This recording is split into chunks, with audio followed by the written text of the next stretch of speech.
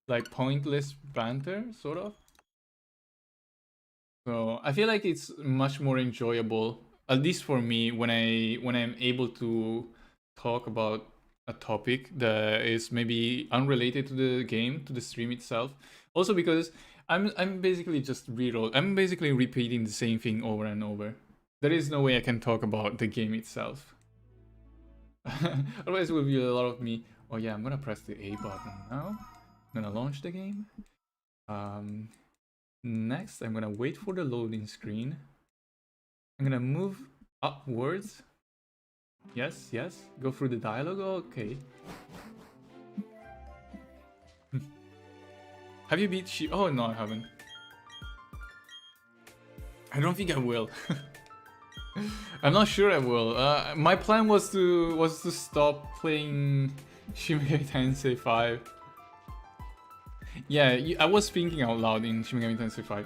The thing is that when I have nothing to talk about and there is no one to talk to me in chat, then the only thing I can do is basically like thinking out loud, like saying all my thoughts.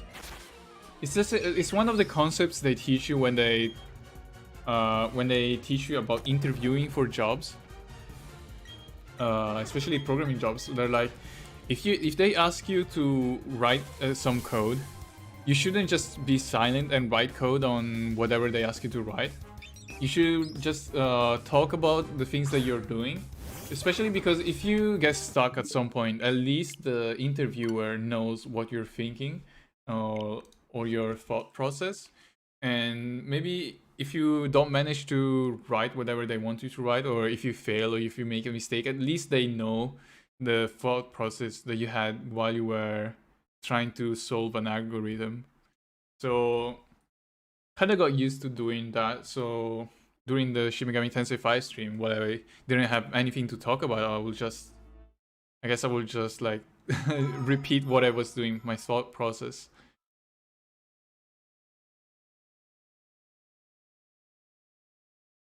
Yeah, the programming references. I'm subscribed to the Programmer Humor subreddit. Sometimes there is some fun stuff, some interesting like memes. A lot of it is some of the memes I see in the Programmer Humor subreddit is, I feel like, are memes from people who are not actually programmers. Like that, maybe they're just students but have never worked in a professional environment. But some of the memes are actually good. Some of the programmer memes. It will get easier as your channel grows. It will never grow. Well, I don't expect the channel to grow. Like right now the channel is shrinking. So I had almost 11k subs from 4 years ago, right? So if you've seen my video, the video of me announcing that I was coming back, around the middle of the video, I was like, so what I'm sure is gonna happen is that people are gonna see this video. People are gonna see this video and be like, who the fuck is this guy? And they will just they will just unsubscribe from my channel. And that is actually happening. So I noticed I was at 11.9k subscribers. I am now at 11.7.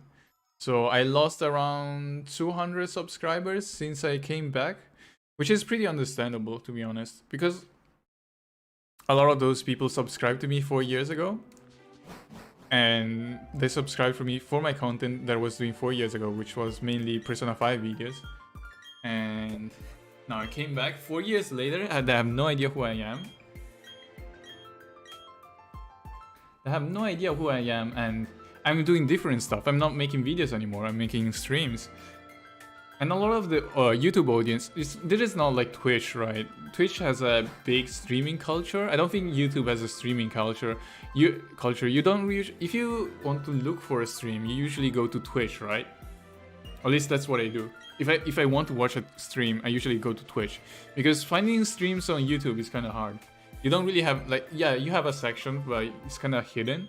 So if you go to YouTube, you usually try to consume normal videos. So that's why a lot of the people that watch my videos don't don't become people that will come to my streams, because it's a just different sort of audience.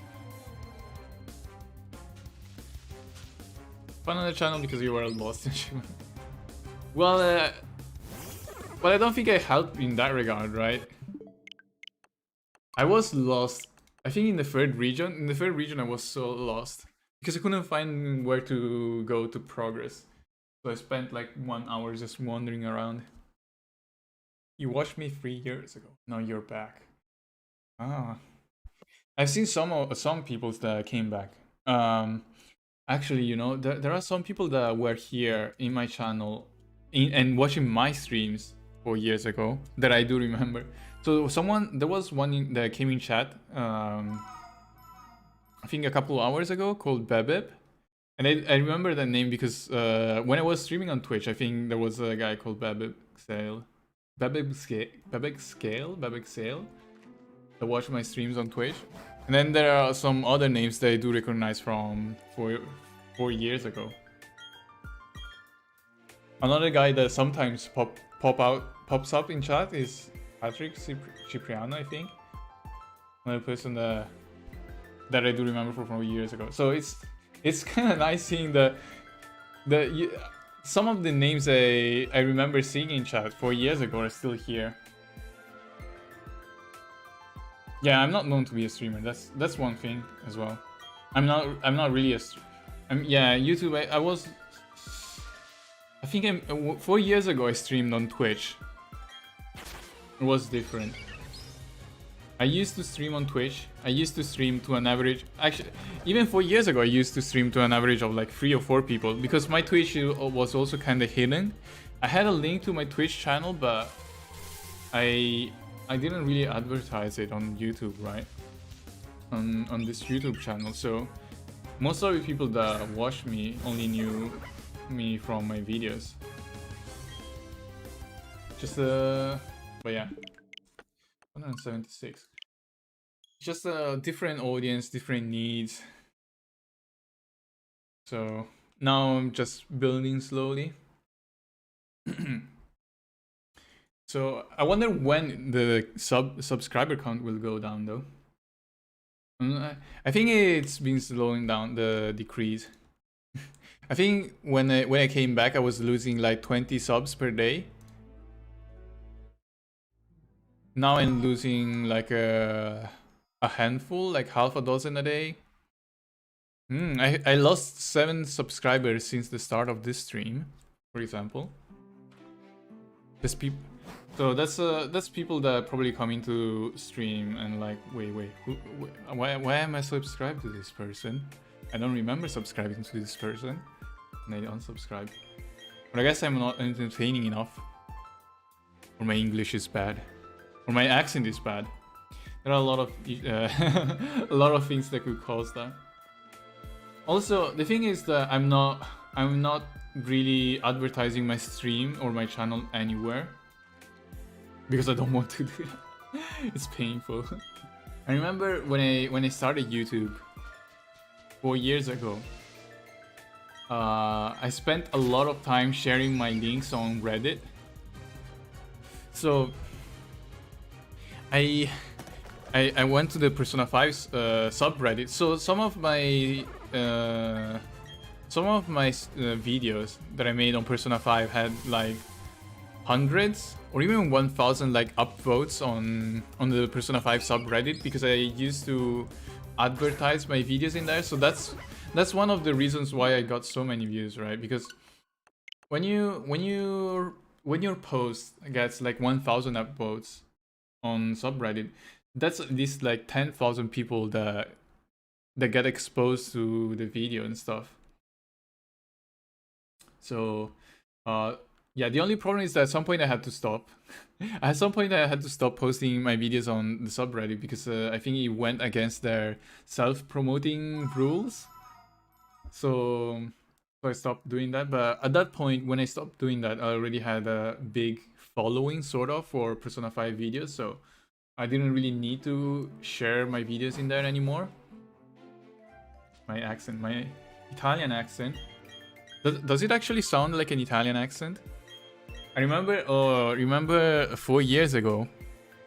4 years ago, I actually made a video with my face, with a webcam. I deleted that video now because I'm very self-conscious about myself. I remember making a video with my face and saying that I was Italian. Also, I'm not ethnically Italian. I am Asian. I am Asian Italian. That's why. So, but the thing is that I had a webcam and I made a video, and that was like people watched the video. It was an Asian dude saying that he was Italian, and people were so confused in comments. People were so confused because people in the comments were like, "Wait, I thought you were German. I thought you were Russian." Wait, maybe I can still find those comments. No, I'm not kidding. Like, it was legit. All the comments I got in that video were, "I didn't realize you were Italian." All the comments in that video were like, "I thought you..." Like, most of the comments thought I was Russian. I think Russian was the #1 guess from my viewers. Russian was the #1 guess. German was the #2 guess. And then you had some random stuff like Spanish, Indian. But there was not a single person in the comment that was like, I knew you were Italian. But I guess in the videos that I was making 4 years ago, I was kind of like, my voice was sort of different because I was a lot more monotone. I spoke, I think, closer to the mic maybe, so it sounded a little bit deeper. So, do you think noodles are Italian or Asian? I think noodles are Asian. I think spaghetti are Italian. I just call them. I don't call spaghetti noodles. If someone tells me noodles, I think like ramen. I think Asian noodles. Usually you don't see people say noodles, right, for spaghetti. If they mean Italian noodles, they say spaghetti. Oh, really? It's controversial? I don't know. If I think noodle, I think Asian. If I think spaghetti, then it's gonna be Italian. Yeah. Actually, to be honest, I've never seen a well, maybe that's something that happens in the US. But here in the UK and in Germany, I've never heard of someone say noodles and referring to Italian noodles. I think people are just used to saying spaghetti in Germany and UK, and they're used to saying noodles for like all the Asian noodles. But I don't know. So maybe that's a thing, the controversial thing in the US. Well, the most controversial thing you're gonna see from involving Italian people is pineapple pizza. And my opinion on pineapple pizza is, I wouldn't order pineapple pizza myself. I don't mind if you eat pineapple pizza. If you order pineapple pizza and that pizza stays on your plate, that's fine for me. If you're gonna eat that, that's fine for me. But personally, I'm not gonna order a pineapple pizza. And actually, one day maybe I will try it. I'm open to trying it, but maybe one day. 1 million sub. 1 million sub, I eat pineapple pizza. But so that's never gonna happen. But yeah, basically, it's not something. I don't like start raging or something. And I don't know. When you go online, you see a lot of people get in very heated conversations when they talk about pineapple pizza, and like, chill. That's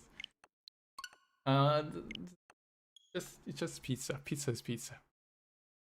Doesn't mean at 1 million subs you stop being Italian. You know one of the reasons why I don't want to have a webcam? Because if I have a webcam on stream, the Italian government can get to me. If I eat pineapple pizza on stream, they will just revoke my Italian citizenship. So I have to be... I have to stay hidden. Yeah. If people discover that I had pineapple pizza, they will stop me customs. They will stop me at the airport and be like, yeah, give us your Italian passport. So yeah, I might try pineapple pizza one day. Well, if someone like if I went out with people and someone offered me a free pineapple pizza, I will be like, okay, I'll take it. It's free pizza. I might not like it maybe, but I'm gonna give it a try. But yeah, I'm not gonna order one myself. But I don't mind if you do order one. Just your choice. So basically, I don't think I'd like to have pineapple pizza. I can understand why people would like pineapple pizza. I don't understand... Yeah, I don't understand why people get angry about pineapple pizza. Yeah. It does sound weird to me though. As an Italian, it does sound weird. If you're asking me my opinion like on the topic itself, putting a sweet... Wait, is it sweet? Putting fruit on top of pizza sounds weird. And if you're gonna say tomato sauce is technically a fruit, my answer is that's sauce. That's tomato sauce, and it's not like full tomato anyway. And you don't spread pineapple sauce on top of a pizza. You put pineapple. Like I will understand if someone put like pineapple tomato slices on top of a pizza. That will also feel strange to me. Banana pizza? What? Is that a thing? Wait, is that a thing? I didn't know banana pizza existed. Oh, you know something? I didn't know pineapple pizza existed until I left Italy. I legit... I don't know. I don't know if I never heard about it or I just didn't know. But I didn't realize people would put pineapple on pizza until I moved to the UK and I had people asking me about it, and they were like, what do you think of pineapple pizza? And I was like, wait, what? People put pineapple on pizza? What? Well, it was confusing the first time, I think. Italian government spies are always what? Yeah, what do you think the mafia does? That's the job of the mafia. They keep track of all Italians on the internet. They keep track of all Italians on the internet and check if you're being a proper Italian person. If you try to eat pineapple pizza, the mafia will get to you. Pineapple pizza does not... I guess no. I'm assuming I'm assuming that pineapple pizza might exist in some place, maybe in touristy areas. Maybe in some touristy areas, because I guess there it will make sense to have pineapple pizza if you have like tourists coming in and they want to weigh in. But if you go to like a traditional pizza place in like like anywhere in the country but Milan or maybe Rome, you know, those touristy areas, then I don't think you would be able to find pineapple pizza. Oh, you know, so I discovered that Domino's is in Italy now. When I left Italy in 2014, so that's 7 years ago. When I left Italy, there was no Domino. Like, you didn't have pizza chains, American pizza chains in Italy. Apparently, they opened a few pizza chains, a few Domino chains in Milan. Because Milan is a very Milan is probably one of the most touristy areas in Italy. Milan, Venice, and Rome, like those cities. And I think they opened a few Domino's. And I had one American person on Discord tell me that when they went to Italy, They only had pizza from Domino's. Well, just I don't understand. Like, I don't understand why. Why would you go to Italy and have Domino's? I was like, if you go to Italy, you should try local pizza from like a local pizzeria, like, right? That's like going to Italy and then eating at Domino's, McDonald's, and KFC. I think there is one KFC in Milan. There is one KFC in Milan. There are some Starbucks in Milan. Domino in Milan. And I mean, McDonald's already existed. McDonald's was, I think, one of the most popular fast food places in Italy.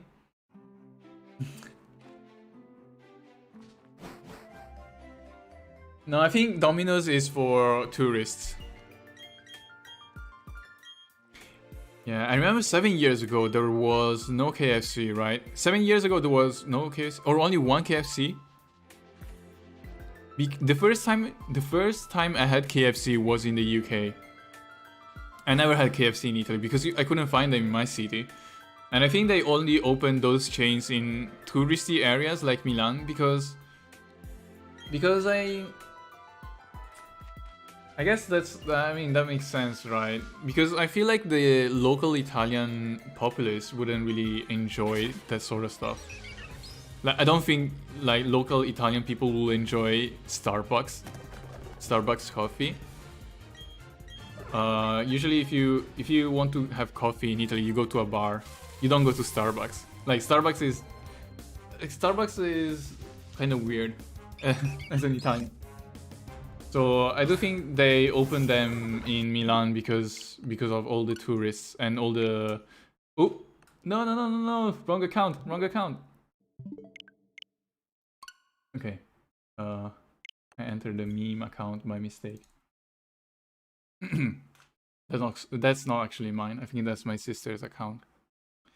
KFC overseas is actually very good. I think KFC, the one I tried in the UK, like I had a lot of KFC in the UK, and I liked it a lot. So I don't know. I feel like, yeah, I've heard very bad opinions of KFC from American people, but my experience with KFC in the UK was pretty positive, I'd say. So like if I want fried chicken and I am in the UK, I will probably go to a KFC. So at least, so I don't have experience with American KFC, so I'm not sure. But at least the one in the UK, it was okay. Like I wouldn't say like it's gourmet food, but I mean it was fine. It was fine. I need like fried chicken. I don't really need the fried chicken to be like top grade chicken or whatever. And yeah, KFC I always get boneless chicken, by the way, if you're wondering. I know that some people get heated about the bone and the boneless question. My answer is that I always get boneless. I don't like bones. I don't like having bones in my chicken because I don't want to deal with that. And I feel like eating like it always becomes a mess. If I eat KFC, like fried chicken or even normal chicken with a bone, it always ends up in a mess. Because I have to like eat around the bone. I have to hold the bone, the chicken in my hand, the bone in my hand, so everything gets messy. And I never managed to like properly finish eating chicken with a bone. Like there's always some chicken remaining. So one of my favorite meals at KFC was the boneless banquet. And I think it gives it's like 3 boneless strips, then chicken popcorns and fries and a drink. And that's like 7 pounds, or even less. I don't know. So I remember the first year I lived in the UK. The first 2 years I lived in the UK, I really loved going to Burger King. Whenever I was my cousin and I wanted to eat like fast food, I think we went to a Burger King. That was in Oxford's High Street, and there were a Burger King, a McDonald's, and a KFC, like very close to each other. And if it was only the two of us, we will almost always go to Burger King, because I really like the double bacon cheeseburger from Burger King. Better flavor. Yeah. Yeah, I'm not gonna argue against the flavor itself, or in terms of bone versus boneless. It's just that in terms of practicality for me, I don't like the fun of having a bone. I just want to eat. I don't want to have to worry about the bone.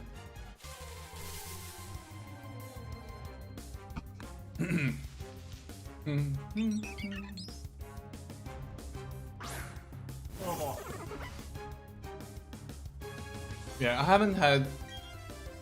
haven't seen a Burger King here in Germany, at least in this city. I'm sure there are Burger Kings and KFC, but I haven't found one. I've tried a lot of fast food places in the past 2 months. Well, not a lot, like 2 or 3, and there were not fast food places you will find in the UK. I think there may be local chains. I don't know, either local chains or maybe just some European chains. Yeah. And I tried one. Okay, let me Google the name. Is it Rita Chicken? So there is a fried chicken place here in Germany that I tried. I think I'm not sure about the name. I forgot the name. It is a chain, but I forgot the name. And I felt like the chicken was just decent. Like, I would have rated it like 6 out of 10. It was fried chicken. Like, fried chicken is always tasty.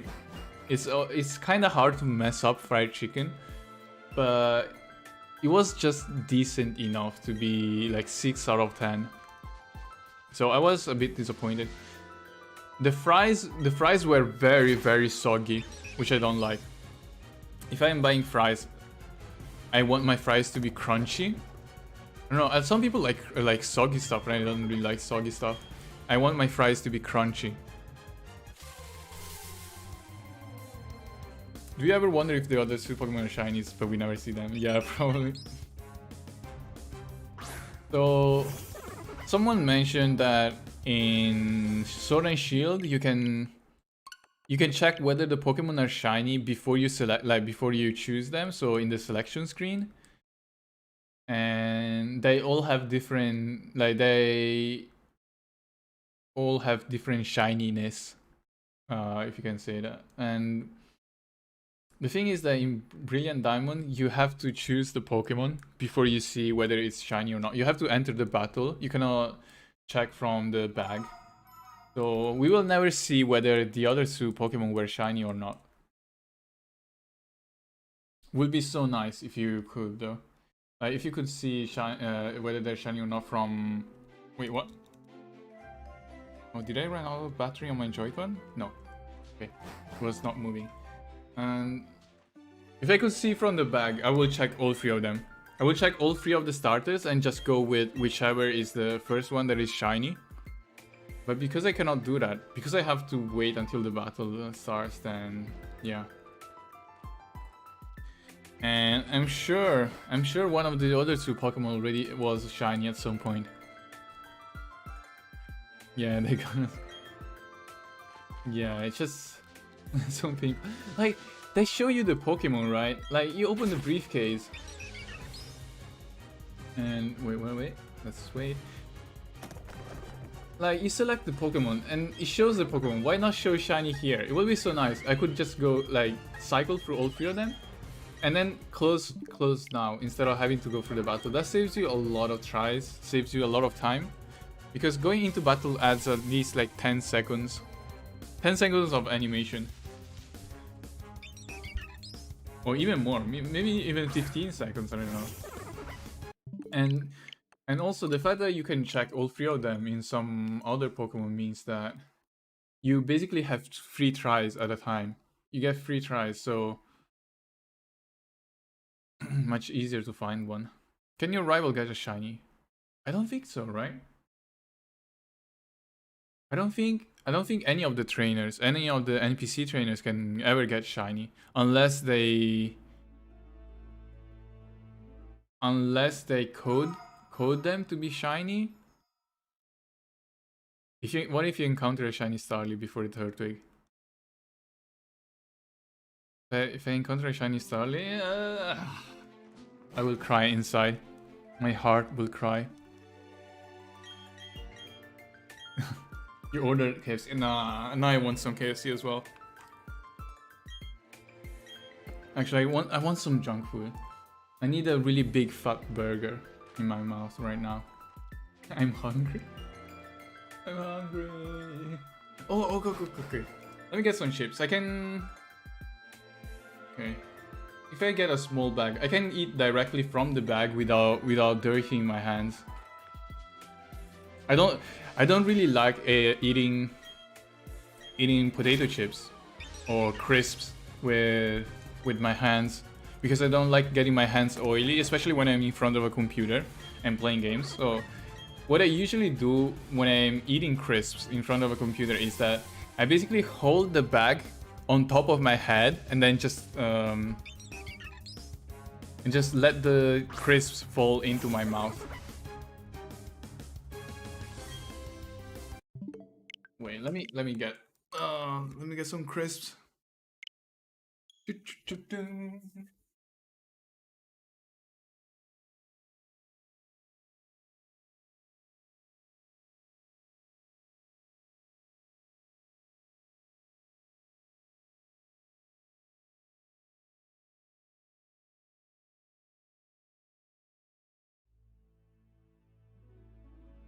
Okay, I'm back.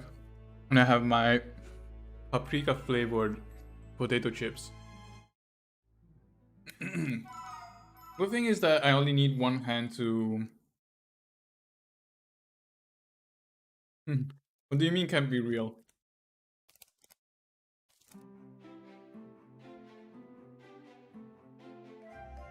I only need one hand to reroll anyway. No. I hold the bag I hold the bag in front of my mouth basically. I turn my hand so that the angle of the bag makes some of the chips fall crisp fall into my mouth. Wait.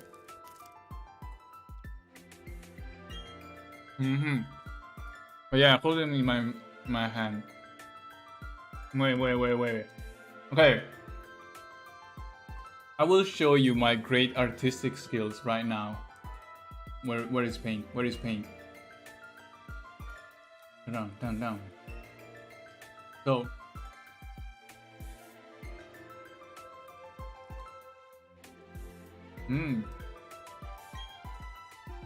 Hey, my artistic skills. This is me.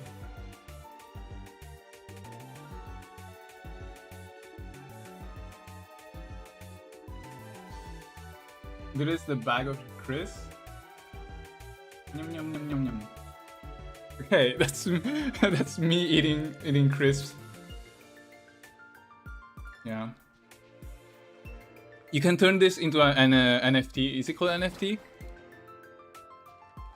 I'm gonna sell this NFT for $1 million.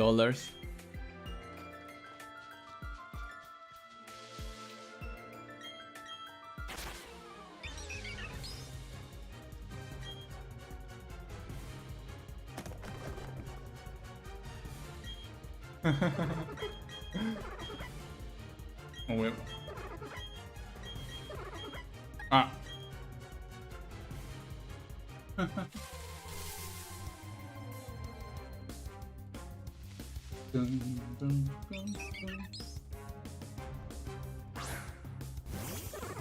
Okay, removing it now.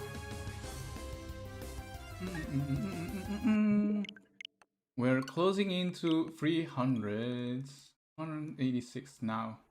Okay. Remove. Too late. Sephi art streams when I get drunk. Never.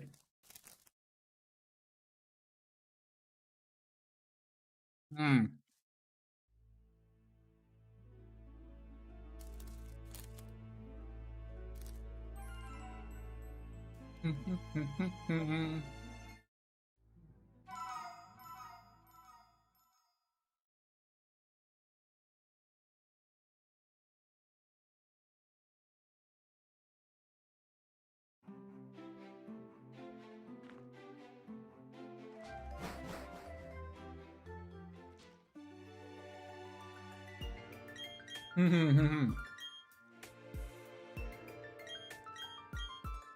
No alcohol, please, Ishra. If you get me drunk enough, you might even get a karaoke stream. You're gonna hear me singing Let It Go from Frozen.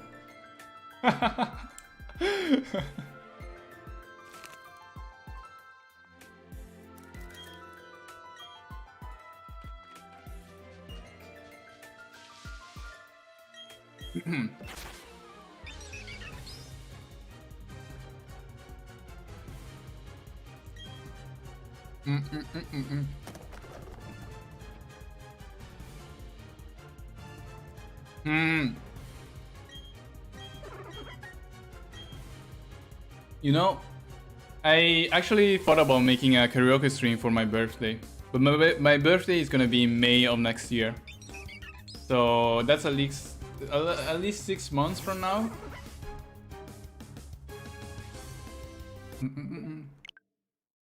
187.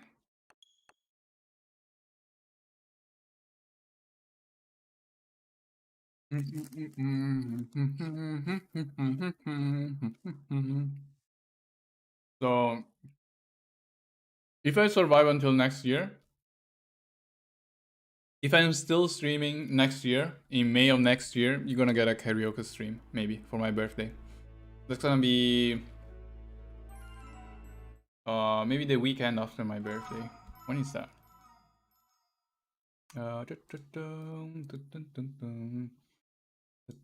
May. That's gonna be the 14th or the 15th. 14 or 15th of May. That's a long time from now.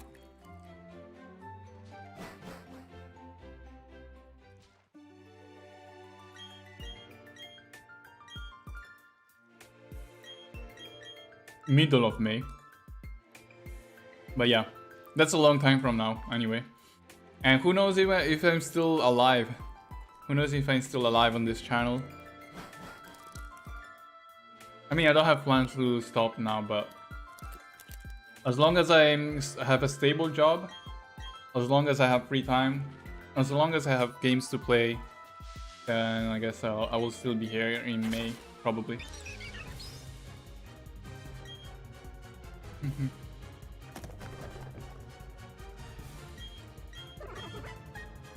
There was this time you were soft resetting to get a type null in Pokemon Sun and I found him after 150 resets, but it's accidentally reset because muscle memory.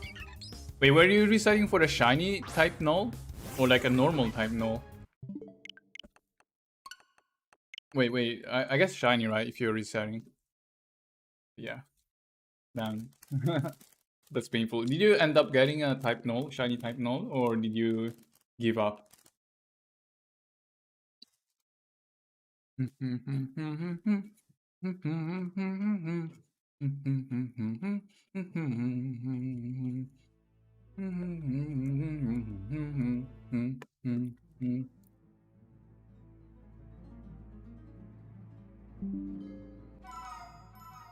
Oh, sorry, that was my... Oh, wait. That is my Windows sound. This is not your Windows. I'm taking a screenshot.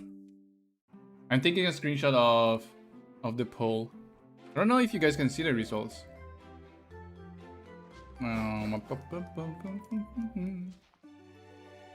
Wait. Okay, let me put it on screen. Stream pics. Poll.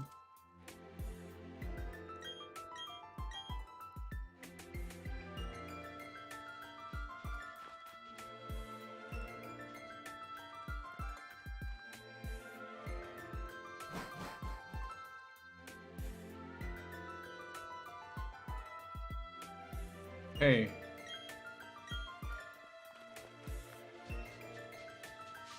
You can see that not a lot of people have faith in me getting a shiny before 1000. Have you played any of this game yet? No. No. Well, unless you consider Platinum, right? Like the old Diamond, Pearl, and Platinum. If I consider those, then yes, I played Platinum like 10 years ago, or how many years ago? But no, haven't played any of Brilliant Diamond yet.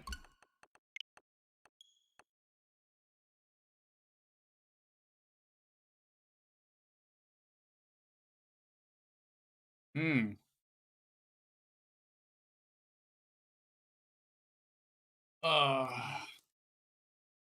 Can you see? No, can you guys see the results in chat?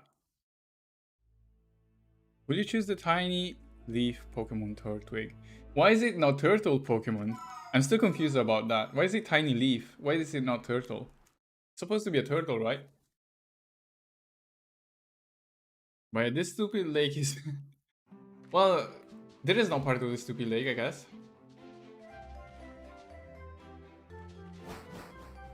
Yeah, I haven't played the game yet.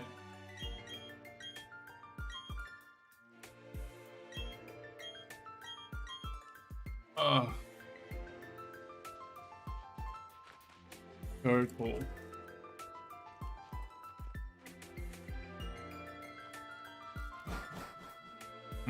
Okay.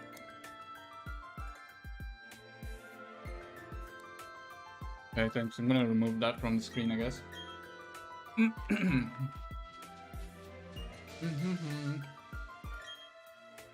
It will not be present tomorrow, so maybe tomorrow I can show it on screen. I think the poll only stays for this live stream, because I cannot find the one that I had yesterday.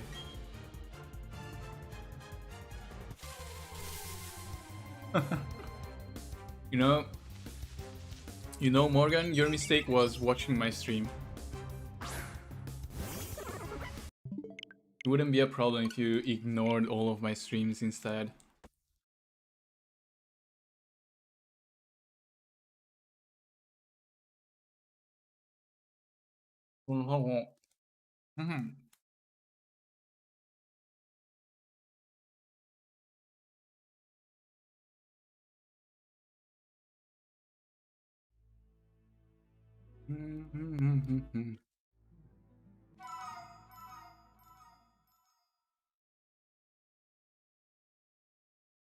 No, I actually checked.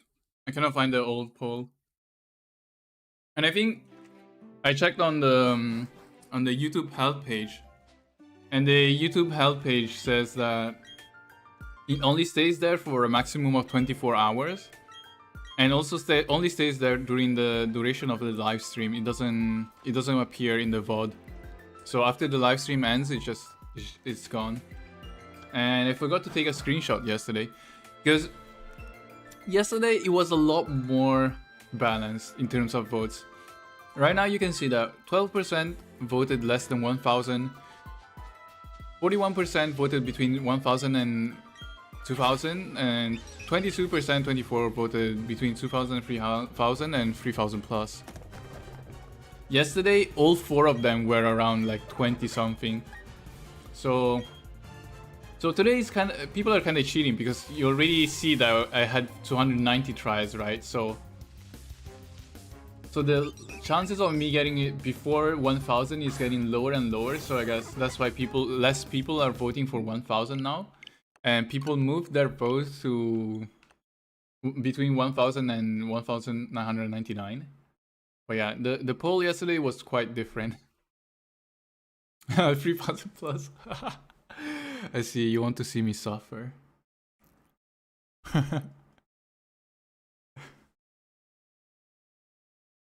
So you expect suffering. You're here basically watching a streamer, an Italian streamer, go insane live. Maybe I should do this while drunk. Maybe I should buy alcohol. So if I cannot find a shiny by the end of this week, Next week on Monday, I will have alcohol by my side. I will drink alcohol while going through the resetting. Yeah, you will see me destroy my liver on live chat, on a live stream.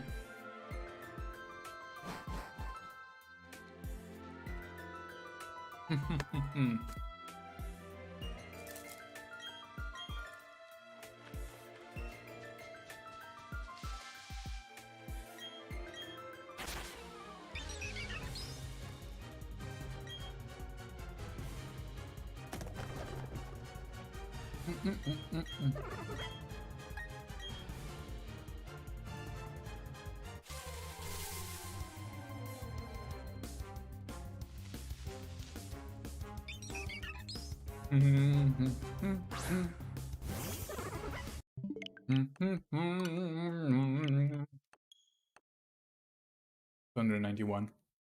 Let's go.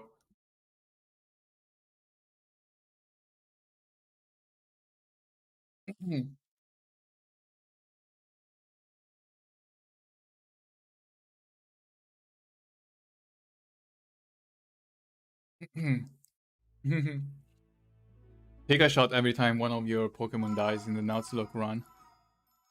Take a shot every take a shot every single try. Every single try where I don't get a shiny, I take one shot. Every time one of my Pokemon dies, I drink a whole bottle. That's an easy way to destroy my liver. Yeah, in that case, I don't think I will survive until my birthday next year. My birthday in May.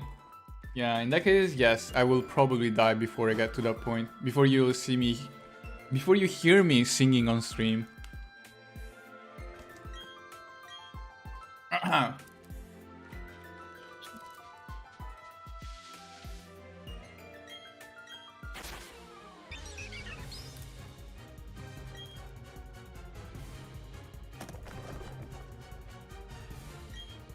Yeah.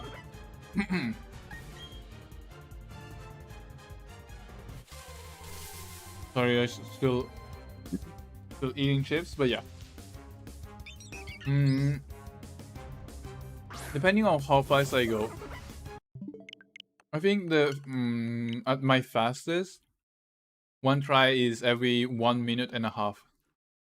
So I remember counting when I started the stream, and after 15 minutes of stream, I did 10 tries. So yeah, that's like one and a half. 1.5 minutes per try. But yeah, I'm not gonna be like at my fastest every time, so that's around 2 minutes, I say, as an average.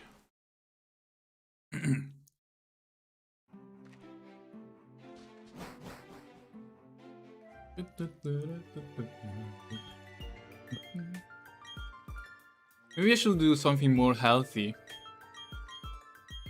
Maybe I should do every 10 tries I do 10 push-ups. That sounds a lot more healthy. So that's gonna be like 100 push-ups by the end of the stream. Oh no, that's too many. Every 10 tries I do 5 push-ups.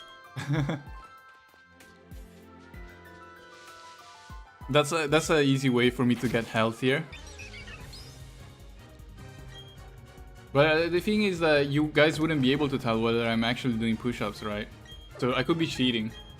I mean, I wouldn't do it, but there's no way for you guys to tell. There's no way for you guys to tell whether I'm doing it for real or not. But yeah.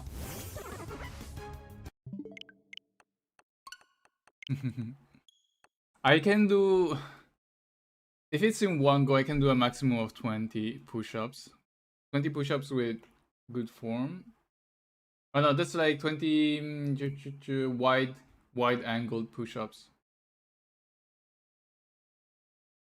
After that, I don't know how many sets of 20 I would be able to do before I die. Probably only 2 or 3.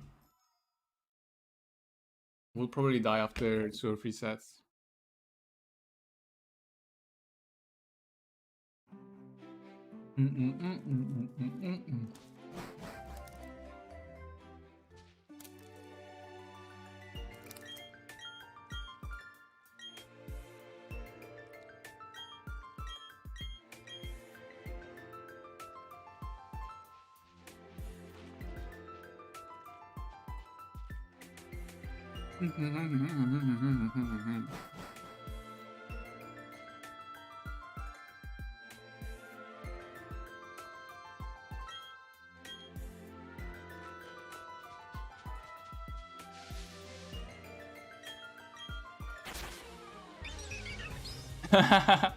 No, actually, I do push-ups almost every morning though. I do push-ups almost every morning. I know I can do 20 in one go. I don't know how many sets of 20 I can do. But yeah, I think I'm optimistic. I think I will die after the second set. In the middle of the second set, I will die. So, because I know that after 20, my arms are already dying. So if I do a second set, I will probably die after a few. Second set, I will probably die after 5 to 10. Wow, since when? I think since I moved to Berlin, actually.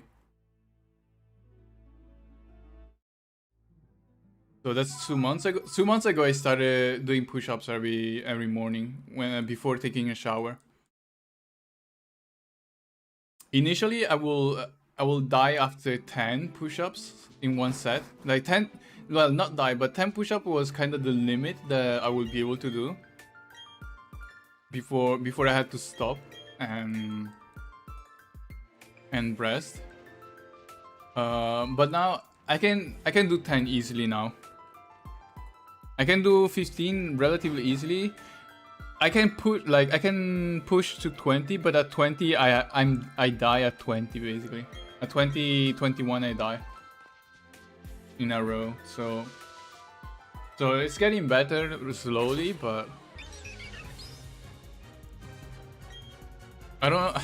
Thing is that I feel like I'm at my limit. I'm at my limit already in the sense of I feel like I haven't been improving lately. Because maybe I don't eat enough. Maybe I'm not eating enough to actually build muscles. So that's a problem. Or maybe I'm not eating healthy enough. Also, only doing push-ups is kind of sad because I'm only training my upper body, right? Kind of want to do sit-ups as well, but or maybe planks. Planks might be easier. I don't like doing sit-ups, especially without a yoga mat, because it hurts my back to do sit-ups on the floor. If I had a yoga mat, it would be easier, I guess. Or if I do planks instead. Squats. No, I don't think my legs are an issue, to be honest. I feel like my body is disproportionate in the sense that my legs are already much bulkier than my upper body. Or at least my leg muscles are already much bulkier than my upper body. And that, I think one of the reasons why is because when I was in middle school, I used to play field hockey. So field hockey involves a lot of running, but no like upper body training. Usually, like not a lot of upper body training. It's mostly like leg training. So that's one of the reasons why my calves basically look quite big, at least when you compare to the rest of my body. So I kind of wanted to train my upper body and my abs, maybe.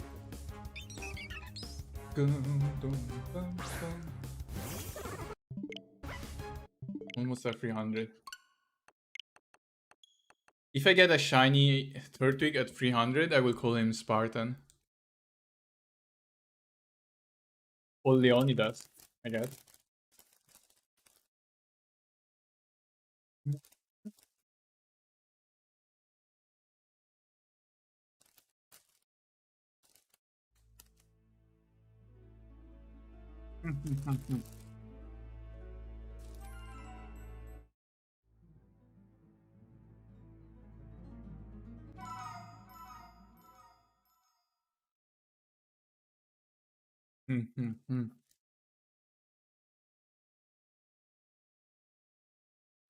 I don't have anything to do pull-ups here though. Kinda hard to do pull-ups. Also, last time I tried pull-ups, I had chest pain. I have, I'm not sure if I should call it chronic chest pain, but for a few years now, I sometimes have pain in my chest. And doctor says that I did a lot of tests, like blood tests, X-ray and whatnot, some stool tests, and basically tried everything. And they couldn't find anything strange in my body. And he was like, "This is probably just a chronic chest pain that you'll have to live with, and maybe it will go away in a few years." And I think it did improve in the past, like in the past year or so, but sometimes I still get pain.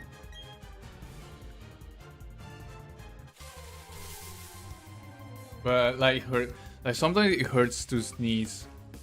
That's the so when I sneeze nowadays, I have to keep I have to push one hand against my chest when I sneeze because otherwise it hurts my chest. It's that bad. Sometimes I think less nowadays, but I still do it out of habit.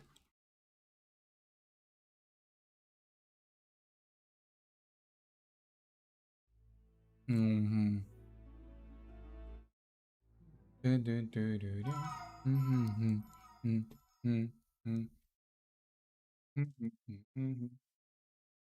Wait, did I increase my counter? I don't think did I? I don't think I did, right? I'm not sure. Well, I'm gonna increase it just in case.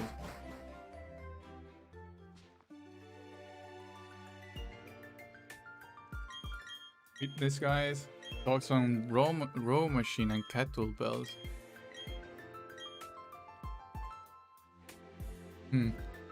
I cannot. I don't have an opinion on that, but I'm not really a fitness guy.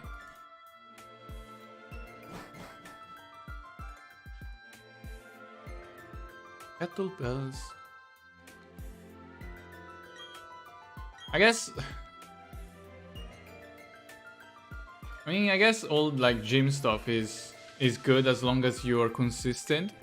As long as you have good form and are consistent, you can make everything work. I think the biggest problem that people have with like doing exercise and getting ripped and stuff is mostly consistency. So doesn't matter what tool you use, as long as you are consistent and have good form, then you're gonna see improvements. I wouldn't invest heavily in gym equipment though, not myself.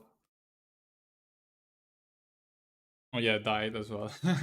Yeah, diet is also important.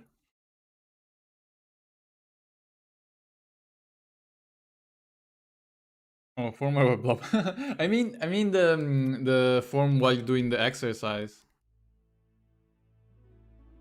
Right. Because if you do exercises the wrong way with bad form, you can actually cause more issues. Like one of the things it's very common, for example, for people who do push-ups to have bad forms, like people who never learn how to do a proper push-ups have a bad form, I think. So, like before I started doing push-ups, like years ago, when I also used to do that years ago, I just googled or actually watched videos on YouTube on how to like hold a proper form when you do that exercise. So nowadays, if I want to do an exercise, any exercise, I either have someone tell me, like, I will either have someone tell me, like, in real life, whether I'm having a good form, or watch a video on YouTube on how to properly do an exercise.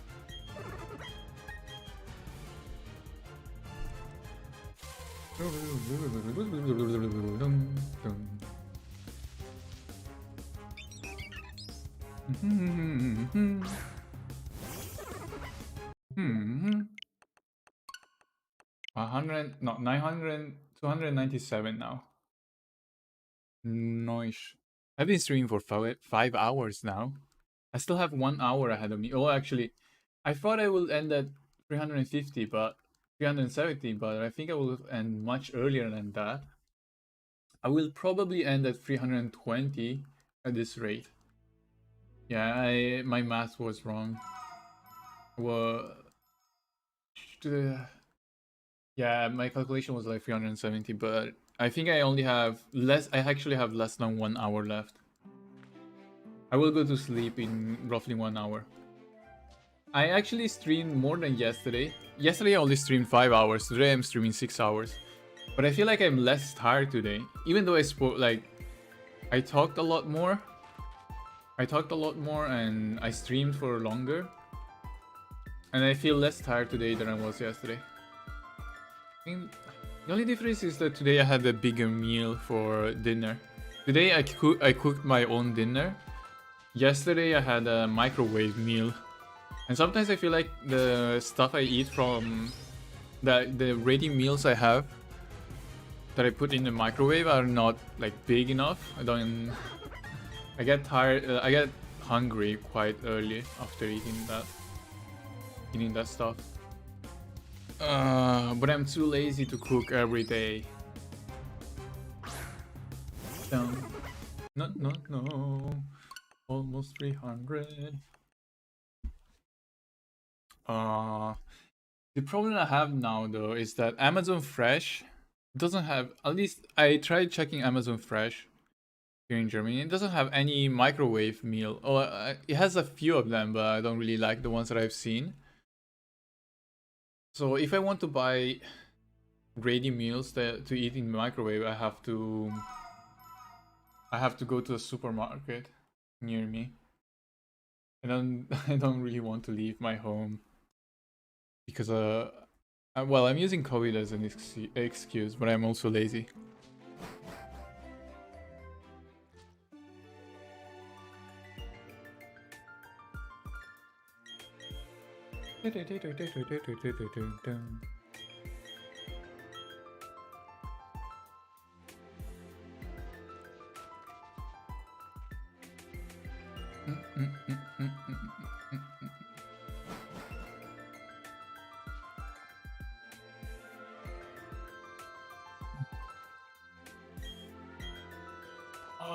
You know, my stomach is starting to hurt. I'm not sure if it's because I'm hungry or what. It started hurting before I started eating chips, so I think it's because I'm hungry. I need to eat more. So today I had milk and cereal for breakfast. I had one sandwich, one toasted bread basically sandwich for lunch, and I had pasta. I had pasta for dinner. Maybe I didn't eat enough for lunch. Or maybe my dinner was too early. Yeah, my dinner was almost 6 hours ago, so I guess it makes sense that I would be hungry now. So painful. Thing is that if I want to start streaming at 6 p.m., then I will have to eat. I do have to eat slightly before that, 5:30. But that's earlier than my usual like eating dinner time. Oh, I didn't increase. It was 299. Yeah. Did is try number 300. Feel lucky. This might be it. This might be the shiny one. I can feel it. Yeah, Spartan third twig now.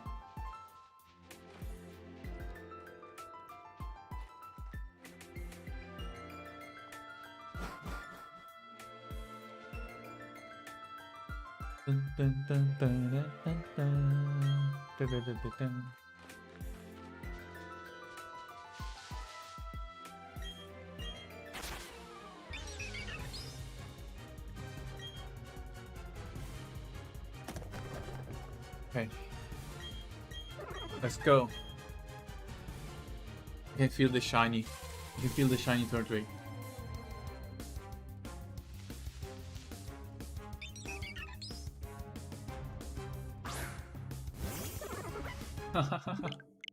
Never mind. The 300 died.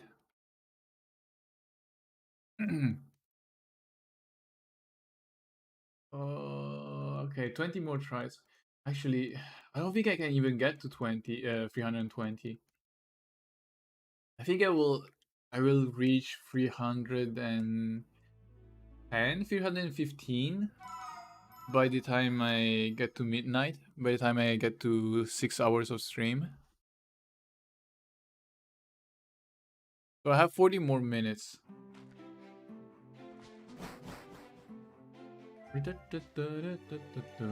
Yeah, 40 more minutes. Yeah, maybe I can get to 320 then. If I don't stop. If I'm quick enough.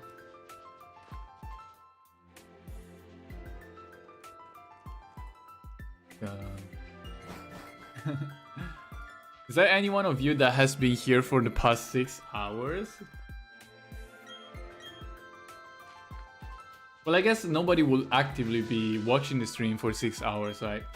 I assume most of you guys have the stream in the background.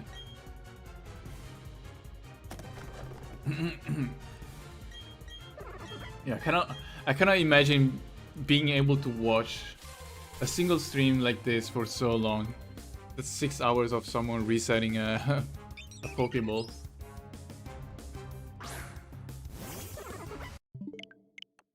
Another one. You know, maybe the reason why I will barely reach 320 is because I forget to increase my counter sometimes. You'll be playing Pokemon while watching. Yeah, I guess that does count as background noise. So that's usually what I do when I watch streams, actually. So usually when I watch streams, I will do my own stuff in the background. I never interact in chat though. Especially if it's a small stream like this one, I would be scared of interacting in chat.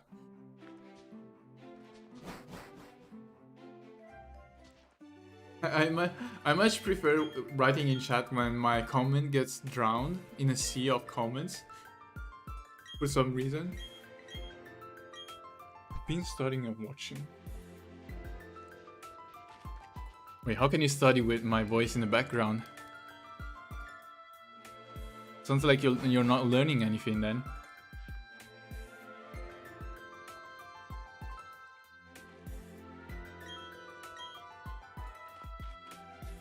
You actually played Assassin's Creed 2 for a couple. Oh, that's an old game.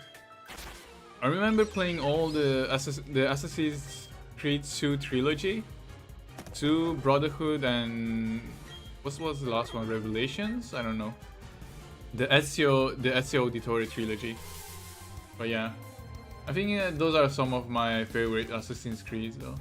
I stopped playing after 4. I kind of got tired of playing Assassin's Creed after Black Flag. I did enjoy Black Flag, but I just didn't want to play any more Assassin's Creed.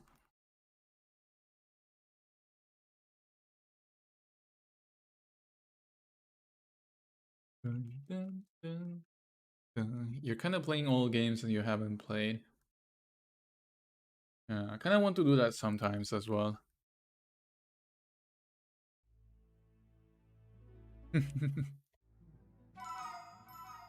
Do you have Game Pass, Xbox Game Pass? Well, I'm not sure if Game Pass has games you would be interested in. One game I can recommend is Yakuza 0. I think Yakuza 0 has one of my favorite game stories of all time. And I think it's free on Game Pass. But yeah, play Yakuza 0, you guys in chat, if you haven't played Yakuza 0. So, still to this day, probably one of my favorite stories in games.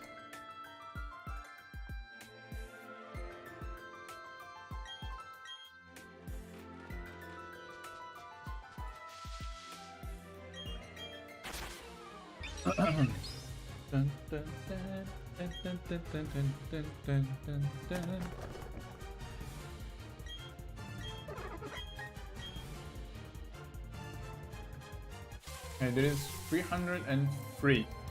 Let's see.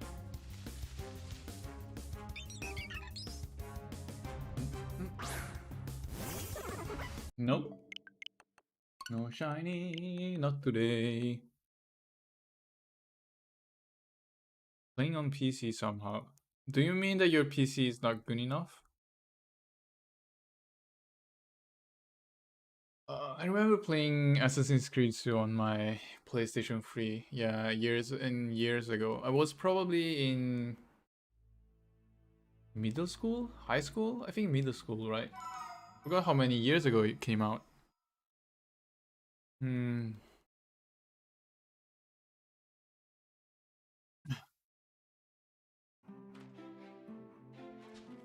Oh, with mouse and keyboard. Okay, I see what you mean. Yeah, that sucks.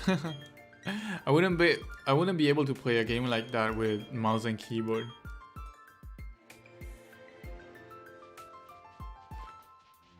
Yeah.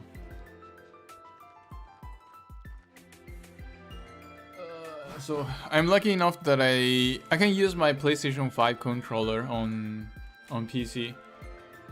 I need to use a like third-party software called DS4 Windows, which is like short for DualShock 4 Windows, because the app was initially created for the DualShock 4, but I think now it works with DualShock 5 as well. So it's nice. I can just use my PlayStation 5 controller on PC. I've been using my PlayStation 5 controller more on my PC than on my actual PlayStation 5. 304. No, I chose the wrong one again.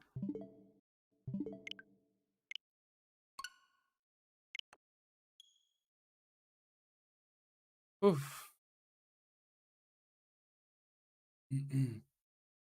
Yeah, I feel like I missed out on so many Assassin's Creed by now, right? I feel like there are probably like 5 or 6 that I haven't played, but I don't think I will ever play them at this point. I heard they are some of the newer ones are very good, and they're also much different from like old Assassin's Creeds. I guess it's probably because they do have to innovate. I think at some point there was like one Assassin's Creed coming out every 2 years, 1 or 2 years, and they were all kind of the same. But I think the story, like the story that was connected to Desmond, the original Assassin's Creed games, has ended, right? So nowadays, it's less about the animus and stuff, I guess. So they could actually call the new games something else, but I guess they want to use the Assassin's Creed brand.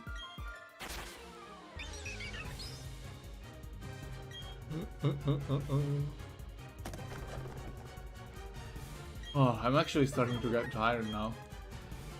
After 5.5 hours.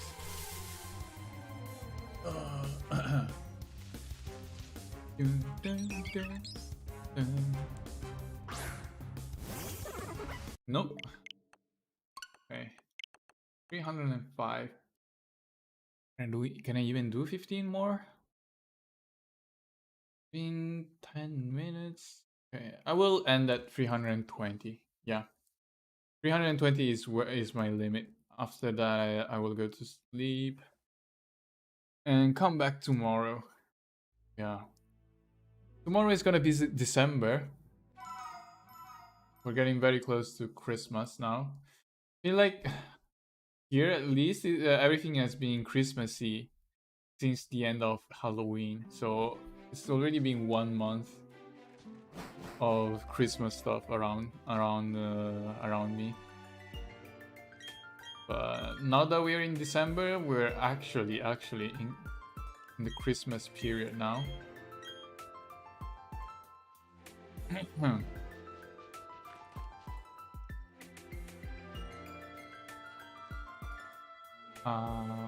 Don't think I will do anything special. I think I have Christmas Eve and Christmas Day off. So I don't have to work those days. Maybe I will just stream like normally. But yeah, I don't have anything special planned for Christmas. Just gonna be me by myself in my house. enjoying playing games, I guess, and taking a couple days off. So close. I feel like Halloween was just yesterday. Time has gone so fast. Well, in October you already see panettone and Pandoro in Italian supermarket. Oh, yeah. I haven't had a Pandoro in a while now. I think 1 year, 2 years. Maybe I should buy one. And I want to eat some. Thing is that I probably need to buy a small one because I'm by myself. And there's no way I can finish a whole panettone by myself. Did I increase my counter? Right? Not sure.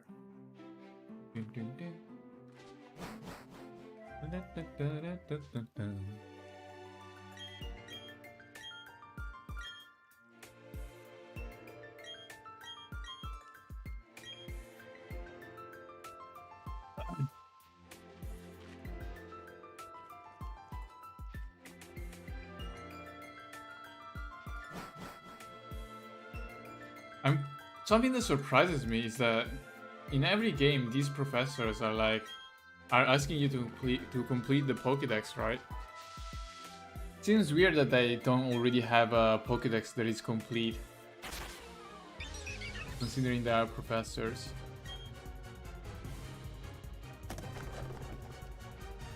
Relying on 10 years old kids.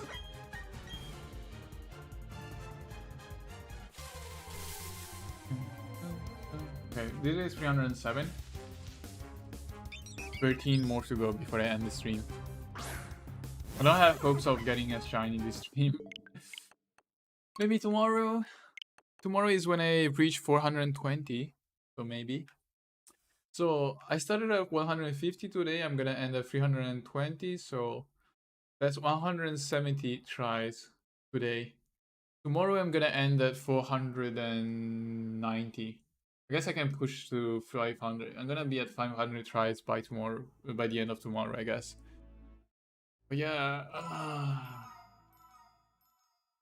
halfway through. I will be halfway through 1000. Well, I'm almost 1/3 of the way to 1000 now.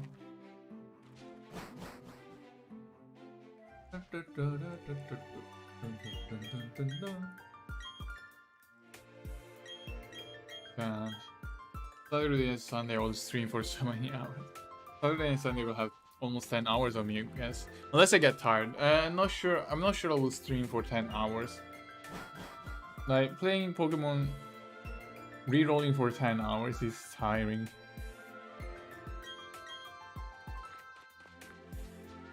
I already feel tired now after 5.5 hours, so yeah. I don't feel I can handle 10 hours. Maybe it will be different because I will start in the afternoon, so I will not be as sleepy. And I will not be as hungry because I will probably eat something during the stream. Or throughout the stream, around dinner time, rather than end the stream.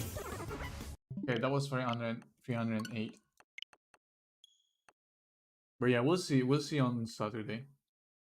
If I have the energy to keep re-rolling. I will probably reach 1000 by the end of the week. Yeah, by the end of the week I will be at 1000.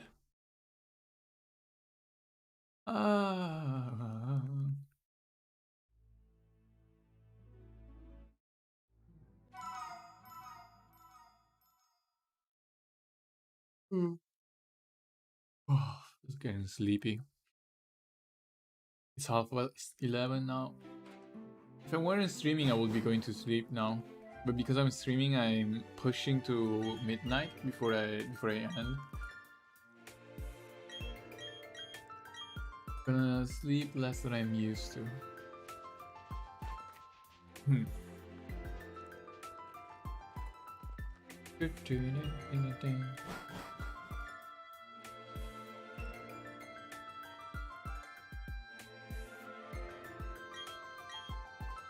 Okay, 309.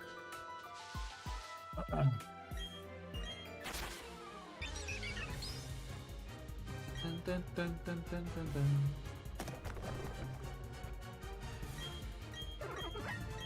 R30, let's go. 309.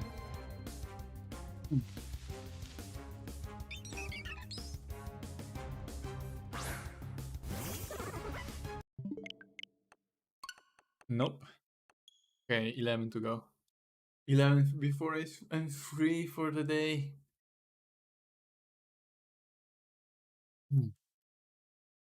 Hey, what I do in the meantime? Guess I'll catch up on some random manga. Nope. No new chapters today of anything I read. Recently I've been reading a new manga. There's a new manga series that came out recently called Dan Da Dan. It's very weird. It's the fun type of weird. So I can suggest that if you're interested in reading something new. If you're looking for something new to read, then read Dan Da Dan. It's written as Dan Da Dan, I guess. D-A-N, D-A-D-A-N. And I think it's a manga from one of the assistants of a famous mangaka. No, one of the assistants of the Chainsaw Man mangaka, I think. Dan Da Dan. And yeah, I think the first chapter is very weird. First chapter, it's not really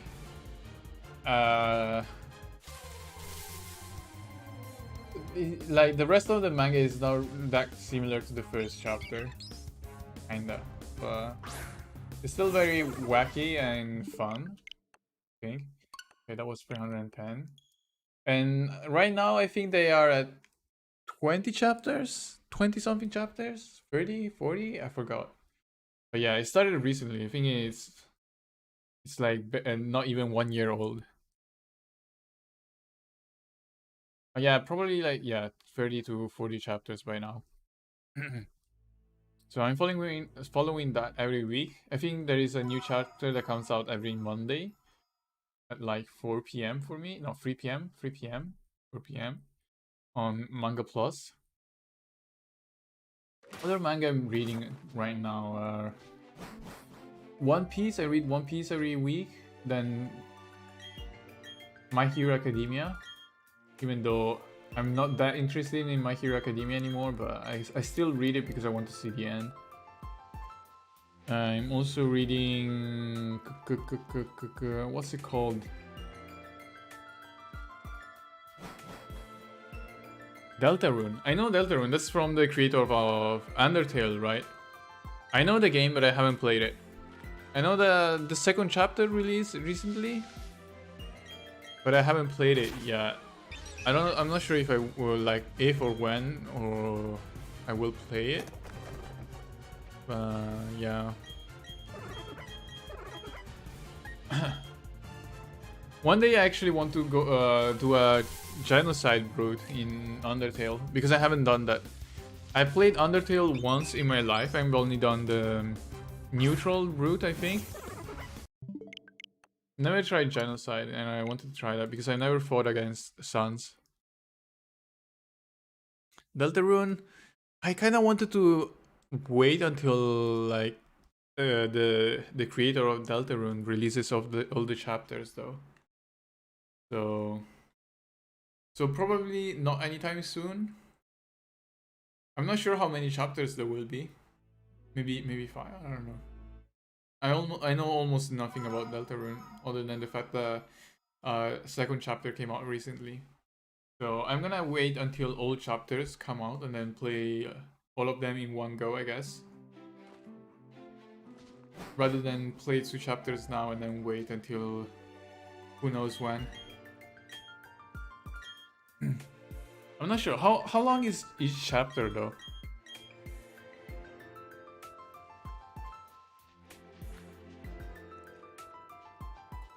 Oh.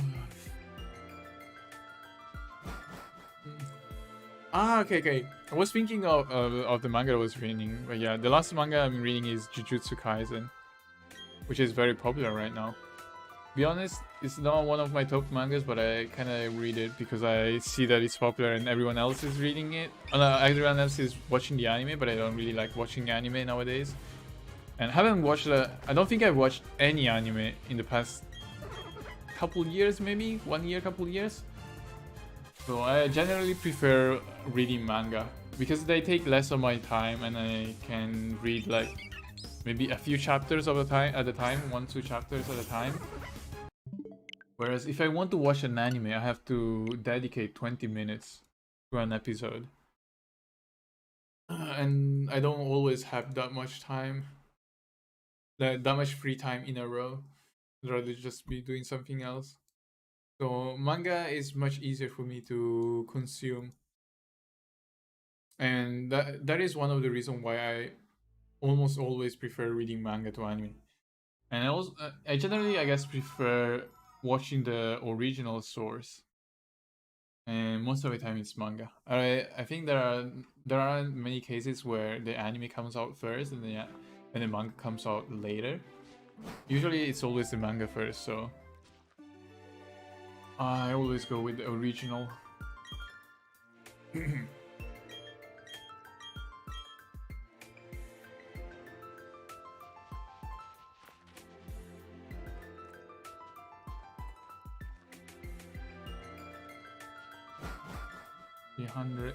313 soon.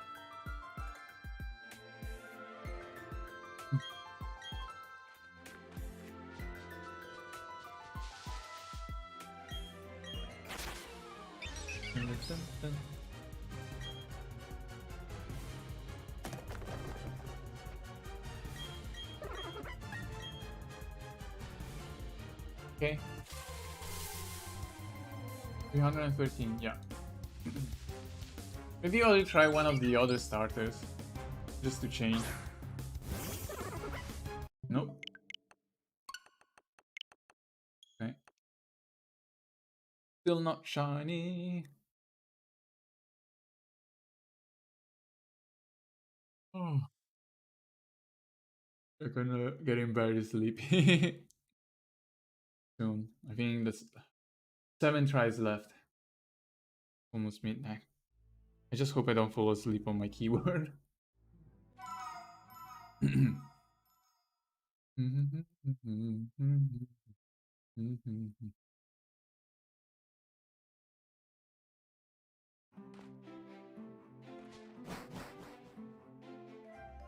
Oh, the soundtrack.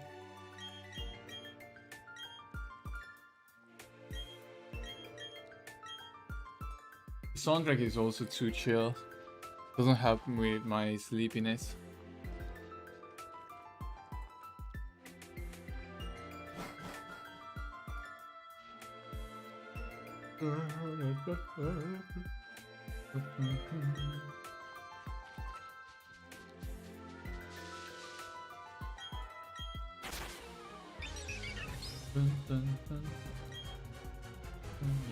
Okay, this time I'm gonna choose people up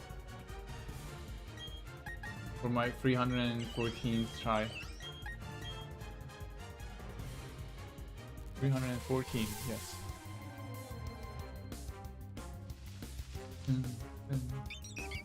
And next time I'm gonna try Chimchar. No?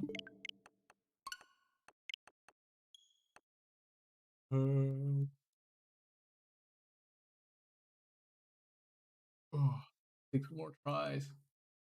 We're getting close to the end. Getting close to the end of this stream. Looking forward to the next one tomorrow. Same time as today. Same number of hours. 6 more hours of resetting. Tomorrow I will try to. I think tomorrow I will get to 300 and not 490. Maybe push to 500. That's so that I'm halfway through.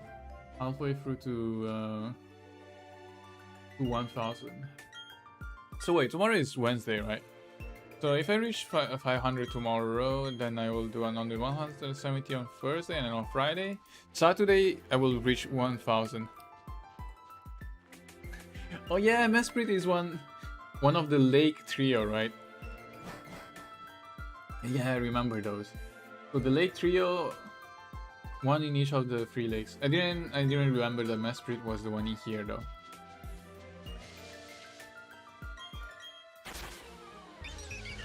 Dun, dun, dun. Dun, dun, dun, dun, dun. Dun, dun, dun, dun. Dun, dun, dun, dun.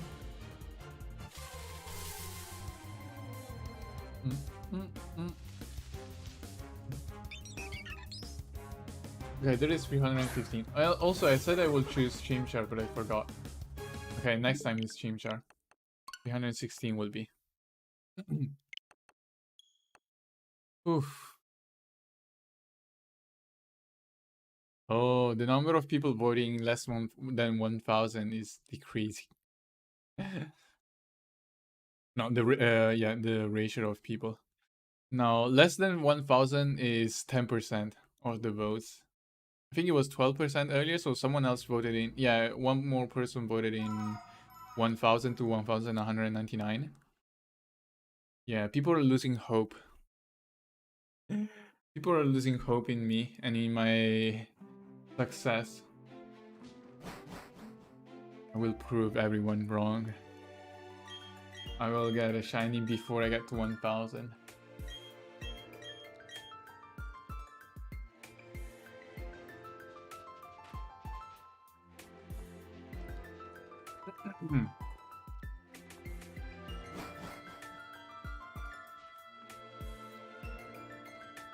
Okay, remember that I have to choose Chimchar this time.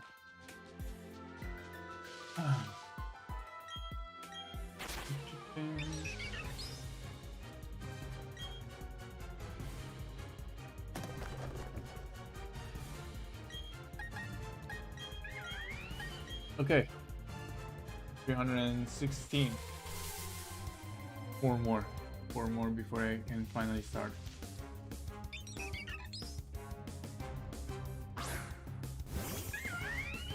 That's normal, right? Yep, that's a normal Chimchar.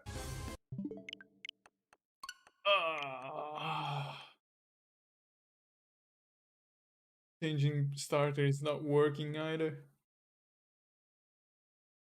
Damn. Do I have to sacrifice my future firstborn to Satan? I make a make a deal with the devil. Sacrifice my firstborn and in exchange for a shiny Pokemon.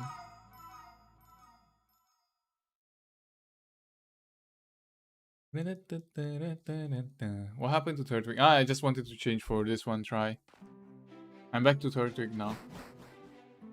I wanted to see if I would get lucky once by changing to Piplup and Chimchar. Nope. That didn't help.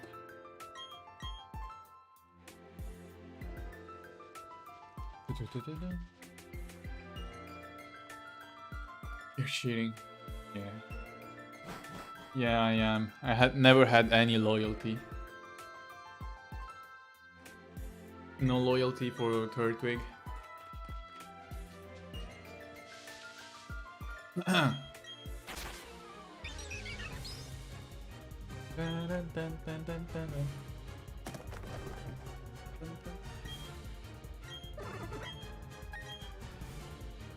Let's go, 317. Okay, increase the counter.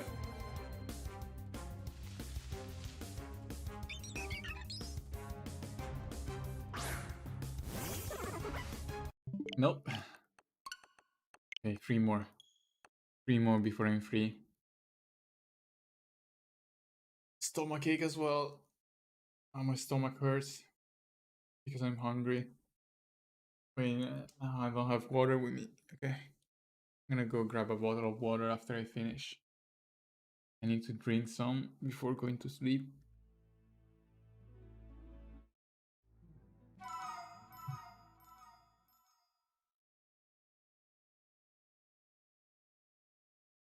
Just check that his chances of finding a shiny after 300 encounters is 7.09. Oh, yeah, that's quite low. That's the chances of getting at least one shiny in 300 tries, right? Oh, pain.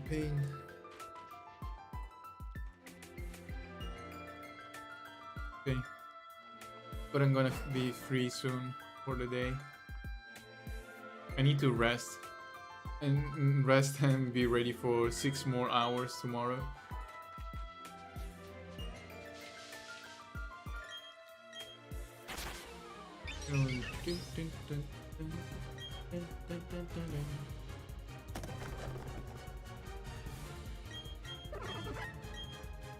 There is 318. Okay, two more after this.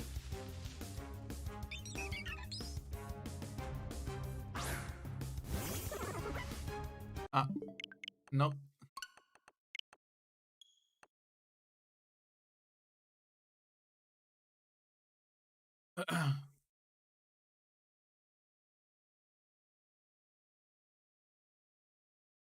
I'm gonna be here for a long time.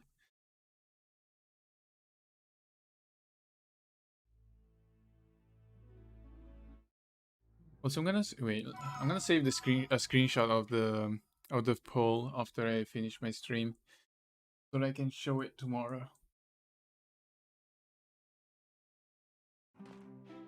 19.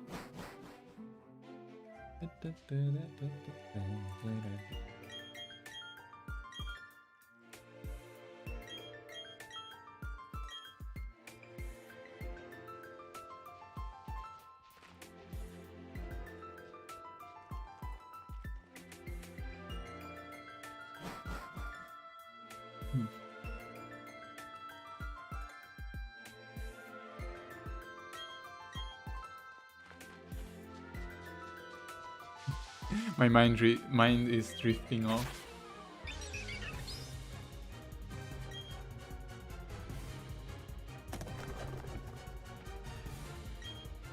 Okay, let's go. 319.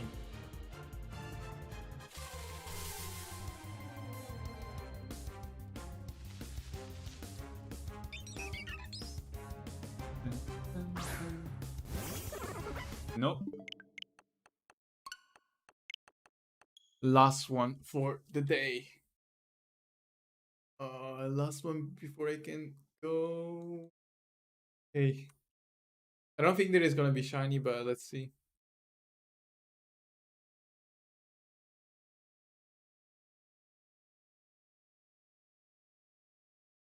Ah.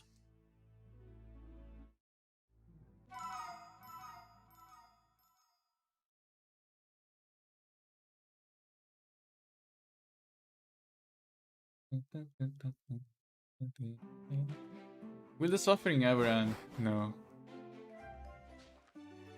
I must suffer forever. That's what I deserve.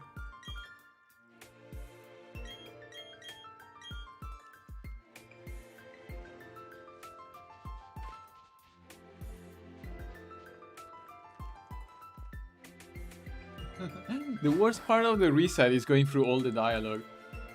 I feel like if it's just like a static Pokemon, like legendary ones, where you can just reset and then talk to the Pokemon and then reset again, talk to the Pokemon, reset, would be so much easier. And faster as well. But now I have to go through all the animations, all the dialogue, and that takes quite a lot of time. Let's see the 320 time. Oh, hi Garrett. Came right at the end. Yeah, that's the end. That's the end of today. Okay, it's almost midnight. I've been streaming for 6 hours. I'm tired. I have to go to sleep. Well, thanks to everyone again for watching. I'm gonna continue tomorrow. I'm gonna start at the same time, so 6 p.m. Central European time, I think. And I'm gonna stream for another 6 hours tomorrow, so 6 more hours of resetting. But yeah, I'm done for today. See you guys maybe tomorrow.